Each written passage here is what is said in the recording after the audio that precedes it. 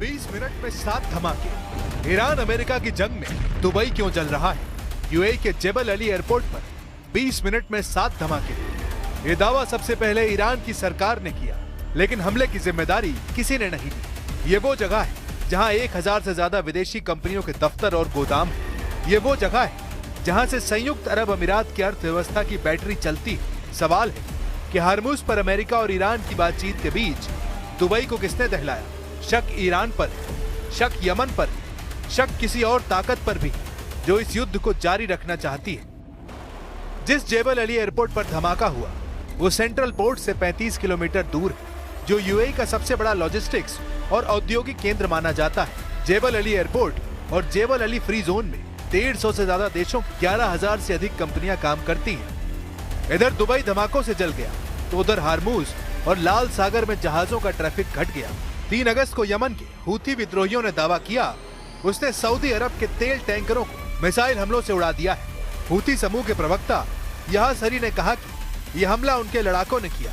हालांकि उन्होंने ये नहीं बताया कि हमला कब हुआ, लेकिन ये साफ कर दिया कि सऊदी अरब के यानूब पोर्ट के पास सऊदी अरब के तेल टैंकरों पर मिसाइलें दागी गई। تمكنت القوات المسلحة اليمنية بفضل الله من استهداف سفينة وفاء النفطية السعودية شمالي البحر الأحمر أمام منطقة ينبع، وذلك بعدد من الصواريخ البالستية، وكانت الإصابة دقيقة بفضل الله।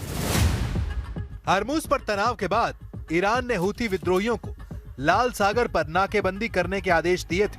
हूथी विद्रोहियों को ईरान का ताकतवर प्रॉक्सी माना जाता है, जो यमन के उत्तरी हिस्सों में रहने वाले जायदी शिया समुदाय का एक हथियारबंद लड़ाका ग्रुप है। हूथी सरकार पर भेदभाव के आरोप के बाद यह ग्रुप सामने आया था, लेकिन अभी यह ईरान के इशारे पर काम कर रहा है, जिसकी पकड़ लाल सागर में मजबूत मानी जाती है। उधर ट्रंप ने दावा किया कि हार्मुज को फिर से खोलने पर जल्दी समझौता हो सकता है, क्योंकि ईरान और ओमान के बीच हार्मुज को लेकर प्लान तैयार हो रहा है। हार्मुज पर नया प्लान यह है कि जो जहाज ईरान की तरफ आएंगे उन पर ईरान नजर रखेगा।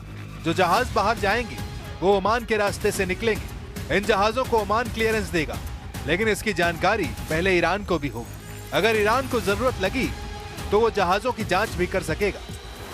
लेकिन ईरान की मीडिया में दावा किया जा रहा है कि ओमान के साथ जहाजों की आवाजाही पर समझौता होने के बाद भी हार्मुज स्ट्रेट तुरंत नहीं खोला जाएगा, क्योंकि तेहरान ने साफ किया है कि ईरान और ओमान के बीच चल रही बातचीत सिर्फ दोनों देशों के बीच है और इसका अमेरिका से कोई संबंध नहीं है। मतलब ईरान हार्मुज को खोलने पर तभी राजी होगा जब अमेरिका हार्मुज से पूरी तरह बाहर होगा।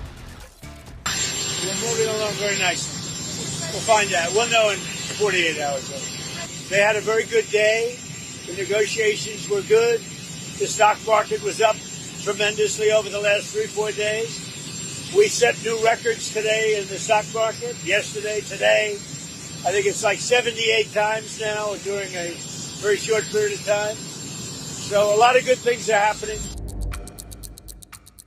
ईरान का दावा है कि हार्मुज स्ट्रेट को लेकर ओमान के साथ होने वाला समझौता अमेरिका की दखलंदाजी और ट्रंप की धमकियों की वजह से टल रहा है। ईरान ने साफ कहा है कि जब तक अमेरिका ईरान पर सैन्य कार्रवाई की धमकी देता रहेगा और बातचीत में दखल करता रहेगा, तब तक कोई भी समझौता आगे नहीं बढ़ेगा। लेकिन ट्रंप लगातार धमकी दे रहे हैं कि ईरान को हार्मुज बहुत जल्दी खोलना होगा। अगर ऐसा नहीं हुआ तो अमेरिका फिर से जोरदार हमला करेगा। अगर ईरान ने हार्मुज स्ट्रेट नहीं खोला तो सवाल सिर्फ इतना नहीं होगा कि अमेरिका हमला करेगा या नहीं, सवाल ये होगा कि हमला कितना बड़ा होगा, क्योंकि इस बार निशाना सिर्फ मिसाइल लॉन्चर नहीं बल्कि ईरान की पूरी सैन्य और आर्थिक ताकत बन सकती है। ट्रंप ने साफ संकेत दे दिया है कि अगर बातचीत नाकाम रही और हार्मुज बंद रहा तो अमेरिका सिर्फ चेतावनी नहीं देगा बल्कि सैन्य कार्रवाई करेगा। तो सवाल है कि ट्रंप के पास ईरान पर अगले हमले का क्या प्लान है? पहला टारगेट हार्मुज के आसपास तैनात ईरानी एंटीशिप मिसाइल बैटरियां। दूसरा target Islamic revolutionary guard corps की नौसैनिक स्पीड बोट्स और ड्रोन बेस। तीसरा टारगेट बंदर अब्बास, केशम और अबू मूसा जैसे रणनीतिक सैन्य ठिकाने। चौथा target radar, air defence system और कमांड एंड कंट्रोल सेंटर।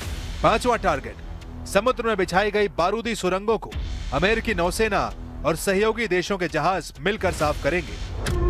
लेकिन अमेरिका का मकसद सिर्फ रास्ता खोलना ही नहीं बल्कि दुनिया को ये संदेश देना होगा कि वैश्विक ऊर्जा सप्लाई को बंधक बनाने की कीमत बहुत भारी पड़ेगी। और ईरान पर अमेरिका के हमले का खतरा अब बेहद करीब नजर आ रहा है। एक तरफ अरब सागर से अमेरिकी युद्धपोत और बम तैयार हैं, तो दूसरी तरफ तेहरान ने भी पलटवार की तैयारी कर ली है। और अगर बातचीत नाकाम हुई तो अगली मिसाइल सिर्फ ईरान पर नहीं, पूरे पश्चिम एशिया पर गिर सकती है। उधर अमेरिकी नौसेना पहले से ही अरब सागर, ओमान की खाड़ी और फारस की खाड़ी में अपने aircraft carrier strike group, guided missile destroyer, परमाणु पनडुब्बियों और लंबी दूरी के बॉम्बर विमानों के साथ मौजूद है। अगर हमला होता है तो इसकी शुरुआत हवा और समुद्र से होने वाली मिसाइलों की जबरदस्त बारिश से हो सकती है। मतलब एयरक्राफ्ट कैरियर से F-35 और F-18 फाइटर जेट उड़ान भरेंगे। B-2 और B-52 बॉम्बर लंबी दूरी से प्रिसीजन स्ट्राइक कर सकते हैं। टॉम हुक क्रूज मिसाइलें युद्धपोतों और पनडुब्बियों से दागी जा सकती हैं। ड्रोन और सैटेलाइट लगातार ईरानी ठिकानों की निगरानी करेंगे। I'm very proud of the fact that I'll give people a chance. This is a big move. To do an attack that big on a country, I'd rather not do it. Now, we've already, through lots of large attacks, but they were normal large. Hopefully they'll come to their senses, because what happened, cannot have a nuclear weapon, but hopefully they'll come to their senses. लेकिन अगर America ने हमला किया तो जवाब भी तय माना जा रहा है। ईरान एक साथ हार्मूज, इराक, सीरिया और खाड़ी में मौजूद अमेरिकी ठिकानों पर अपने प्रॉक्सी नेटवर्क को सक्रिय कर सकता है। हूथी लाल सागर में नए हमले कर सकते हैं। ईरान और सीरिया में इराक समर्थक मिलिशिया अमेरिकी बेस को निशाना बना सकते हैं और इजराइल पर भी मिसाइल और ड्रोन हमलों का खतरा बढ़ सकता है। यानी अगर हार्मूज नहीं खुला तो लड़ाई सिर्फ समुद्र तक सीमित नहीं रहेगी, बल्कि पूरा पश्चिम एशिया एक बार फिर युद्ध की आग में घिर सकता है और उसका असर दुनिया भर में तेल की कीमतों से लेकर शेयर बाजार तक हर जगह दिखाई देगा। लेकिन जिस तरह ईरान पर अमेरिकी हमले की आशंका बहुत तेज हो गई है, इस बीच एक रिपोर्ट अमेरिका को भी बहुत परेशान करने वाली है। एक रिपोर्ट में दावा किया गया है कि ईरान जंग में अमेरिका के 80% थर्ड इंटरसेप्टर खत्म हो गए हैं, जबकि अमेरिकी फौज पैट्रियट सिस्टम के लगभग आधे इंटरसेप्टर इस्तेमाल कर चुकी है। रिपोर्ट के मुताबिक हथियारों का तेजी से घटता भंडार और मिडिल ईस्ट में अमेरिकी सहयोगी देशों पर ईरानी जवाबी हमले की आशंका राष्ट्रपति डोनाल्ड ट्रंप के ईरान पर प्रस्तावित बड़े हमलों को टालने की एक बड़ी वजह बन गई है। हालांकि ट्रंप ने इन दावों को खारिज करते हुए कहा कि उनके पास इतने हथियार हैं जितने हथियार दुनिया ने कभी देखे भी नहीं। We feel very badly, but you know, those great people, those great patriots were out there fighting that Iran cannot have a nuclear weapon. Iran has been very, very badly damaged. They've lost everything almost militarily. They've got very little left. They've got some missiles. They've got some drones. They've got some manufacturing ability, not much. We control the strait. They don't control anything. लेकिन Trump के दावों और रिपोर्टों के बीच सबसे बड़ा सवाल यही है, क्या ईरान वाकई इतना कमजोर हो चुका है कि अब अमेरिका उसे आसानी से झुका देगा, या फिर तेहरान अभी अपना सबसे बड़ा दांव खेलना बाकी रखे हुए है। लेकिन ट्रंप ने ईरान को जितनी धमकियां दी, जितने हमले किए, उतनी ही तेजी से तेहरान ने हार्मूज स्ट्रेट पर फिर से दबाव बढ़ा दिया। अमेरिकी ठिकानों पर प्रॉक्सी हमले तेज किए, इजराइल पर मिसाइल और ड्रोन अटैक करके अपनी ताकत दिखाई, साइबर हमलों से ऊर्जा नेटवर्कों को निशाना बनाया, खाड़ी में तेल सप्लाई को बाधित करने की कोशिश की। यही वजह है कि अमेरिका सिर्फ ईरान की सेना पर नहीं, बल्कि उसके पूरे प्रॉक्सी नेटवर्क पर भी नजर बनाए हुए। वॉशिंगटन को डर है कि अगर तेहरान सीधे जवाब देने की स्थिति में नहीं हुआ तो हूथी, इराक और सीरिया के ईरान समर्थक, मिलिशिया और लेबनान के हथियारबंद गुट एक साथ नया मोर्चा खोल सकते हैं। यानी युद्ध का मैदान सिर्फ ईरान नहीं, बल्कि पूरा पश्चिम एशिया बन सकता है।